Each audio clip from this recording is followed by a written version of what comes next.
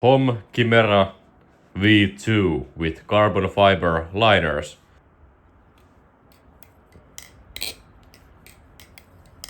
This is the packet it came in. It has Kuskicraft custom barrel spacers. I can show you them later. But these are the stock spacers and stock latch. The stock latch is actually quite interesting, at least if you like to EDC, because you can just pop it right into the handle, so it's not on your way. The box by Hom is really cool looking, and there is this info card about the materials and stuff. Cool stuff, cool stuff.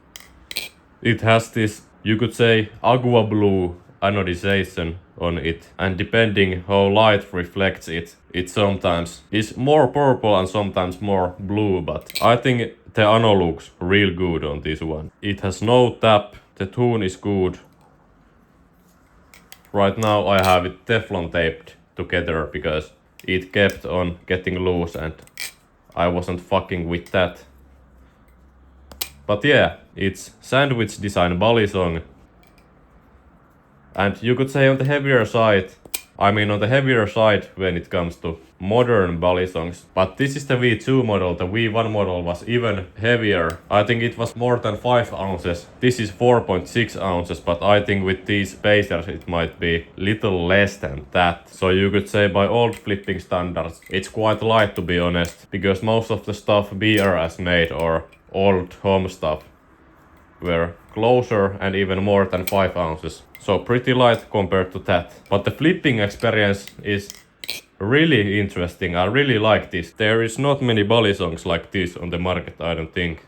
At least when it comes to like modern balisongs. This has more length than the Kraken. It has more length than machine-wise Sheriff, so long handles, and also they are quite thick and blocky. And I really like the feeling that it gives when flipping. This is the first cherry home knife I have owned. He is old maker in the community. I think the first basilisk came around 2007. So yeah, he's a OG knife maker, you could say, in the balisong space.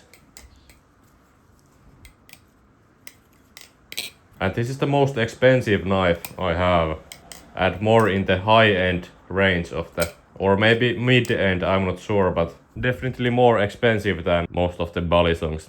I think when new it's about $500 in the USA. They sell these in Finland also. They are 650 euros, which is like more than $700, which is stupid because it's the price of the Sheriff. So that's just stupid because you can get these under $400 second hand.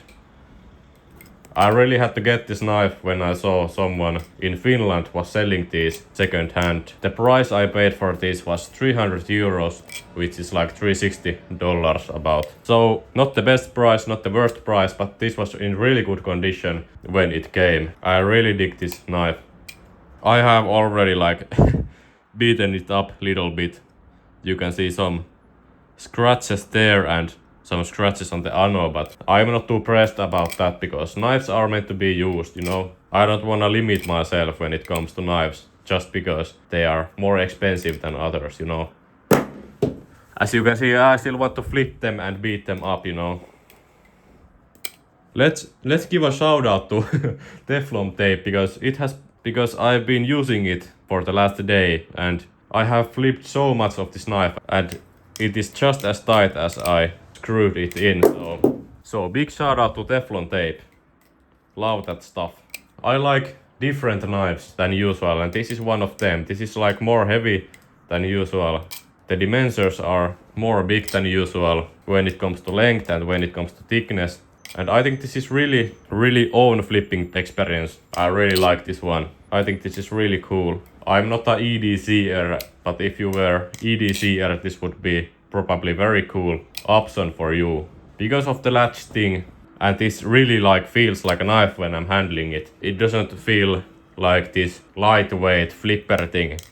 This feels like a real knife that's meant to be used. But yeah, at first this chain nipple really annoyed me, but I don't really feel it anymore after flipping for a while this knife. So I don't think that's a big problem. This thing was a little sharp, so when I was doing chaplins it was like little bit awkward feeling, but I sanded this part like very little bit, so it's not as sharp anymore. Also, many knife makers leave this part like mega sharp, and if you little bit touch it, you will bleed, so I sanded this part a little bit. It was same on the Orion 1.5 live blade. The same problem, but it is easy to fix.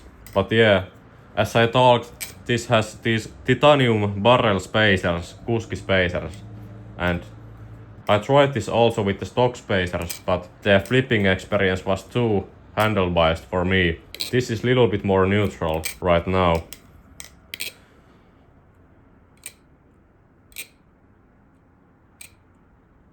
And this is the way I like mine. I don't know if Kuski Craft are making these anymore, because last time I checked the website he didn't have any products on the site for sale, but maybe check his Instagram or something, I don't know about that. I didn't get those. The last owner got these and said they were made by Kuski Craft. But there really isn't a huge supply of American made balisongs in Finland. So when I saw someone was selling this in Finland, I had to get it. And the price wasn't even like bad, and I knew that this would be close to my preferences because I have been used to more heavyweight knives, like the one jab which is like 5 ounces. This is more light. Also, I really like the way this knife looks. And yeah, it's a sandwich design.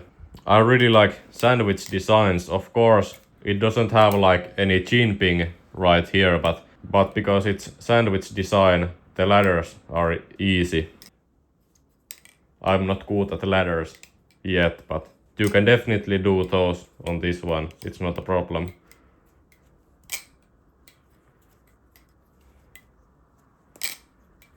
But yeah, I don't think sandwich design is worse or better than channel or chanwich that Sheriff has. They are just different things, you know, for different flipping experiences. It doesn't make or break a knife for me. But yeah, cool knife. I will go back to studioing right now. See you on the next video. Peace.